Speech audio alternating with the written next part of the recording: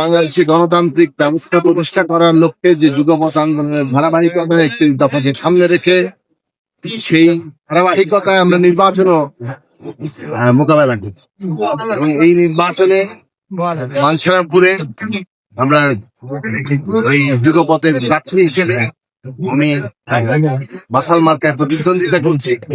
BNP দেশের বড় রাজনৈতিক দল, ফ্যাসিবাদের নেতৃত্বকারী দল, ফ্যাসিবাদ বিরোধী আন্দোলনের, এবং সেই বিএনপির এই সমর্থন তাদের মনোনয়ন এখানে আছে। কাজেই আজকে বিএনপি গণসংহতি আন্দোলন আমাদের যুগপথের সকল সঙ্গীরা সম্মিলিতভাবে আমরা সারা দেশে আমাদের এই নির্বাচনী যে লড়াই, সে লড়াই আমরা পরিচালনা করি। বাঞ্ছারামপুরে আমরা মাথাল মার্কায় প্রতিদ্বন্দ্বিতা করলেও এখানে যারা ধানের শিল্পের সংখ্যা আছে তারাও মাথালকে তারা সমর্থন করে জয়যুক্ত করবেন। যদিও এখানে আসলে এখন নির্বাচনী কথা বলার কোন সুযোগ নেই, নির্বাচনী আনুষ্ঠানিক প্রচারণা 22 তারিখ থেকে শুরু হবে।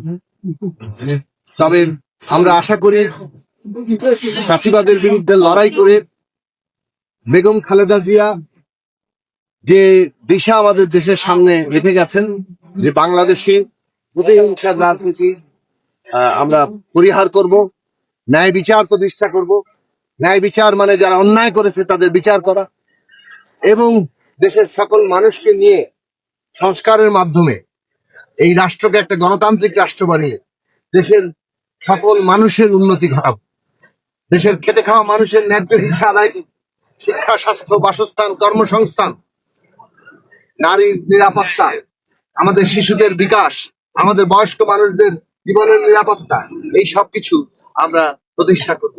31 দফার মধ্যে যা নির্ধারিত আছে সেই 31 দফার আলোকে আমরা আমাদের আর্থসামাজিক কর্মসূচি, আমরা 31 দফার ধারাবাহিকতায় জুলাই জাতীয় সনদ করেছি, তার মধ্যে দিয়ে আমরা রাষ্ট্র ব্যবস্থা সংস্কার করব।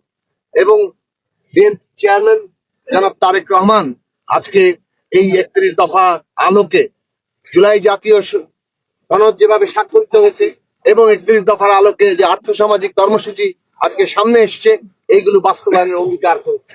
কাজেই বাংলাদেশ আগামী দিনে এই যে একদিকে সংস্কার, একটা গণতান্ত্রিক রাষ্ট্র ব্যবস্থা, অন্যদিকে দেশের মানুষের আর্থসামাজিক মুক্তি, দেশের সকল মানুষের আর্থসামাজিক, নারী পুরুষ, দেশের শিশু বৃদ্ধ সকলে মিলে আমরা যাতে বাংলাদেশ করতে পারি তার আহ্বান জানিয়েছে। সেই লড়াইটা আমাদেরকে এগিয়ে নিয়ে এবং আগামী নির্বাচনের মধ্যে দিয়ে আমরা সেই লড়াইকে এগিয়ে নিয়ে যাওয়া।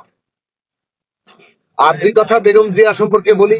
আজকে বেগম খালেদা জিয়া আমাদের তার প্রয়াণ, কিন্তু তিনি একটা রাজনৈতিক দিশা সামনে রেখেছেন।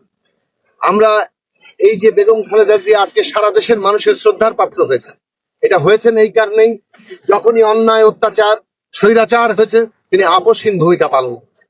আবার যখন দেশের জনগণের বৃহত্তর স্বার্থের প্রয়োজন হয়েছে তখন তিনি ঐকমত্যের উপর জোর দিয়ে, আপনারা দেখেছেন 91-এর গণঅভ্যুত্থানের পরে কিভাবে প্রেসিডেন্সিয়াল সিস্টেম থেকে প্রধানমন্ত্রী ব্যবস্থা এসছে, কিভাবে তত্ত্বাবধায়ক সরকার ব্যবস্থা ঐকমত্য করছে।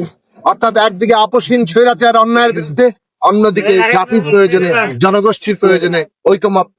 এই যে নেতৃত্ব, এই নেতৃত্ব গুণই আজকে তাকে অনন্য উচ্চতায় নিয়েছে। ব্যক্তিগতভাবে তার দলের নেতাকর্মীদের উপরে তো ভয়ঙ্কর অত্যাচার হয়েছে, ব্যক্তিগতভাবে তিনি নিজে ভয়ঙ্কর অত্যাচারের মুখোমুখি হয়েছেন, তার সন্তান হারিয়েছেন, জেলগুলো মোকাবেলা করেছেন, কিন্তু এরপরও তিনি এক অনন্য উচ্চতায় উঠেছেন। দেশের মানুষের মধ্যে শান্তি শৃঙ্খলা প্রতিষ্ঠার জন্য তিনি বিএনপিকে নেতৃত্ব দিয়েছেন, সারা দেশের মানুষের কাছে আহ্বান জানিয়েছেন। এর মধ্য দিয়ে তিনি আজকে দেশের মানুষের যে শ্রদ্ধার পাত্র হয়েছেন, সেই দিশাটা, সেই ভালোবাসার জায়গা, যে সংহতি এবং ঐক্য তৈরি করেছে, এইটাই বাংলাদেশের আগামী দিনের শক্তি।